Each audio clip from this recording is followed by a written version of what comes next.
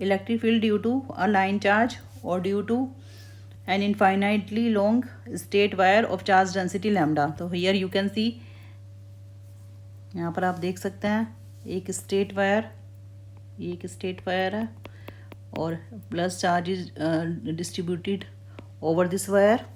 तो यहाँ पर हम एक गॉसियन सरफेस ड्रॉ करते हैं। तो गॉसियन सरफेस, अगर यहाँ पर एक स्ट्रेट वायर या स्ट्रेट कंडक्टर होता है तो Gaussian surface is always cylindrical, क्योंकि गॉसियन सरफेस क्या होता है, एक क्लोज सरफेस है such that electric field intensity at all the point on the surface is same and normal to the surface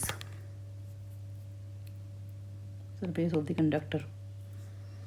So you can see here, तो यहाँ पर हमने 3 पोर्शन में डिवाइड करा है area S1, S2 and S3।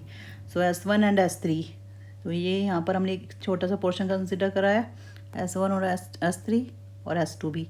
तो you can see electric field यहाँ पर एरिया वेक्टर, अगर हम यहाँ ये ऊपर और नीचे का पोर्शन सर्कल होगा तो area vector is always perpendicular to the surface. तो DS1 और DS3 तो ये अपने सरफेस के परपेंडिकुलर होंगे and hence having angle of 90 degree with E also. और जबकि DS2 में क्या होगा, DS2 यहाँ पे कर्व सरफेस एरिया है that is parallel to E. तो यहाँ पर हम गॉस थ्योरम अप्लाई करेंगे, E.ds equals to Q upon epsilon naught. So we can see E.ds1, तो यहाँ पर हमने डिवाइड करा है, तीनों में डिवाइड कर दिया है।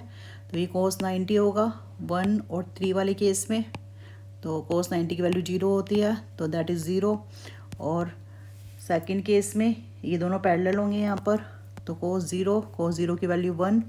सो E इंटू DS2, और DS2 is the curve surface area, तो दैट इज़ 2πRL सिलेंडर के लिए। तो ये वैल्यू हमने यहाँ पर पुट कर दिया है और अब हम इन सब वैल्यू को we will put in equation 1। सो ये और ये दोनों 0 हो जाएंगे। सो E.ds2 और E into 2πRL equals to lambda L upon epsilon naught, where lambda L is the charge, जो होता है linear charge density multiply with length. तो ये एल से एल कैंसिल हो जाएगा। So we are getting E equals to lambda upon 2π epsilon naught R. So keep watching the videos on our channel and follow, subscribe and like. Thank you.